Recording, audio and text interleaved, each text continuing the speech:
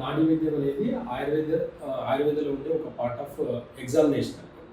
అంటే ఆయుర్వేదకు ముందు నాడీ పరీక్ష అనేది ఆవిర్భవించింది. ఈ ఆవిర్భావం ఎలా జరిగింది అంటే నాడీ యొక్క గుణాన్ని చూసి, అంటే నాడీ ఫంక్షన్ ఎలా ఉందని చూసి, వాత పిత్త కఫ కాకుండా పంచభూత తత్వాన్ని కూడా నాడిలో చూసి ఎమోషన్స్ కూడా క్యారీ చేసి వాళ్ళకి ఏ డిసీజ్ ఉంది అనేది ఈ నాడీ వైద్యం అనేది చెప్తుంది.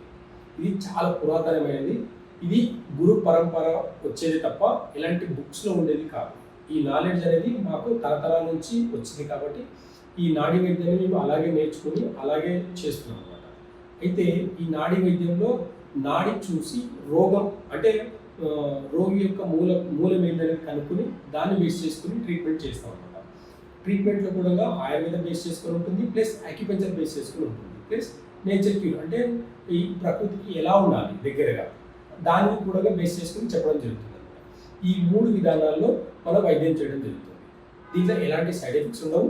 ప్లస్ నాడి యొక్క అంటే నాడి పసిగట్టడం అనేది గురు పరంపర వచ్చే విద్య కాబట్టి ఇది బుక్స్లో ఉండేది కాదు, ఎలాంటి టెక్నాలజీ ఉండేది కాదు. ఎన్నో వందల వేల ఏళ్ళ క్రితమే ఈ ఆయుర్వేద ప్లస్ నాడీ విద్య అనేది వచ్చింది. దాన్ని బేస్ చేసుకొని వైద్యం చేయడం జరుగుతుంది.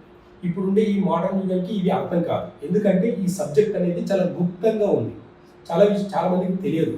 ఈ వైద్యం అనేది చాలా వరకు అంతరించిపోయింది. కానీ మా తరతరాల నుంచి అలాగే రావడం వల్ల మా నాన్నగారు కూడా ఇప్పటికీ ఆయుర్వేద వైద్యం చేస్తున్నారు కాబట్టి మా నాన్నగారి నుంచి నాకు వచ్చింది. మా తాత ముత్తాతల నుంచి రాజ్య వైద్యం చేశామన్నమాట. అక్కడి నుంచి వచ్చిందన్నమాట. కాబట్టి ఇది కంటిన్యూగా చేయడం జరుగుతుంది. అంటే కమర్షియల్ కాకుండా చాలా లో ప్రైస్. అంటే ఇక్కడ నాడి పట్టుకొని టెస్టులు ఏం లేకుండా జస్ట్ నాడి పట్టుకొని మీకు ఇది ప్రాబ్లం అని చెప్పొచ్చు అనమాట. అలా చెప్పడం వల్ల ఎక్కువ ఖర్చుతో కూడుకుంది కాదు, చాలా తక్కువ ఖర్చులో చాలా తక్కువ ఖర్చుతో కూడుకొని ఈ ట్రీట్మెంట్ చేయడం జరుగుతుంది. అంటే చాలా ఇప్పుడు ఉన్న మోడర్న్ యుగంలో టెస్టులు చేసేదాకా ట్రీట్మెంట్ చేయట్లేదు చాలామంది. కానీ ఇక్కడ అలా కాదు, ఎలాంటి టెస్టులు ఏముండవు, నాడి చూసి మాత్రమే వైద్యం చేయడం జరుగుతుంది. 3 విధాలుగా చేస్తాము.